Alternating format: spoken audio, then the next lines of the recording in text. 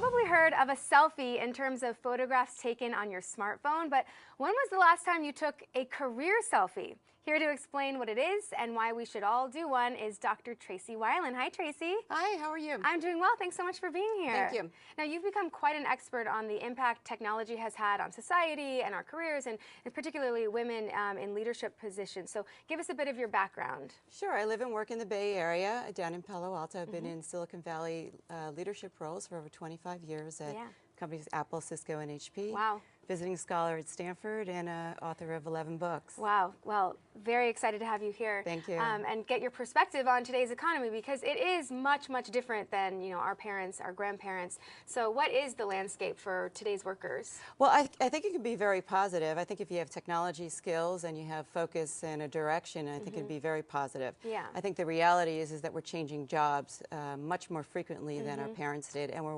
working much longer. Right. Now, really quickly, we've done a couple stories about the unemployment rate going down, which is good, but there's still some work to be done for workers these days, and in particular women, with regards to equal pay. And I know there was kind of a hubbubaloo surrounding Microsoft's chief executive's comments recently, saying that women should not ask for raises and in fact just trust that karma will, you know, get them the pay that they deserve. What are your thoughts on that? Well, my first reaction was, woman, do not let his bad karma run over your dogma.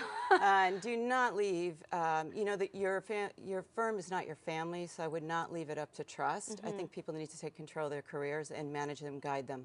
And just because we have you here, what are some negotiating tips for women specifically? Women absolutely need to know what they're worth, and that's easier to do today. You can find salary surveys, you can talk to recruiters, you can look at websites. So you need to know that number. Number two is you need to know the percentages and increases, so you know what you're targeting for.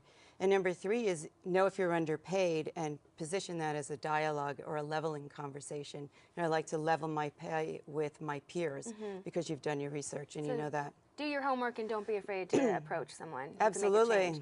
All right, so let's talk about your book. Your latest one is called Employed for Life, 21st Century Career Trends. And you sort of touched on it already a little bit, how people aren't getting one job and staying in one career at one firm for the lifetime of their career. But talk to us about the takeaways of this book. So the big takeaway is we're living longer. You know, you'll be living to 100, which means you'll be working 50 or 60 years. Yeah, and your parents probably positioned you or help you think about working for 20 or 30 years. So if you're working for 50, 60 years, you're going to have a lot more stops. You're going to have to do a lot more planning. We mentioned in the intro this concept of taking a career selfie. Tell us what that term actually means and why we should be doing it. You know, Karli, 93 million selfies are taken per day. Oh, boy. That's a lot of time and energy and focus on ourselves. I swear, not me. Yeah. Well, my suggestion is, why don't we take a little bit of that time, focus on our careers, and put our mindset around where we want to be and how we're going to get there. So it's just taking a look into what you're doing to better your position, so you kind of take inventory of where you're at. And be aware of some of the newer trends that's happening in the workforce. Yeah, tell us a couple. Well, one is be an entrepreneurial employee. You know, employees today, you know, can't take the firm for granted. They can't take the job for granted. So you really need to run your job like a CEO of a firm. And let's face it, firms are looking for younger leaders and succession planning. So I think that's smart. Number two is be a marketable employee. If you get in an elevator with the CEO of a firm and she looks at you and you're going up to the 5th floor and she says, "What do?" You should know in 20 seconds or less, because she may have an opportunity that you don't even know about. So you have that elevator pitch. Really good points. And I think, you know, the understanding that lateral moves are possible today. They weren't in the past, and that's a great way to build up your skills and expertise. So raise your hand and ask for lateral moves, special projects, and cross-functional team opportunities. Great tips. So really be your own advocate and change with the times. That's right. Great. Tracey, thank you so much. Thank you. All right.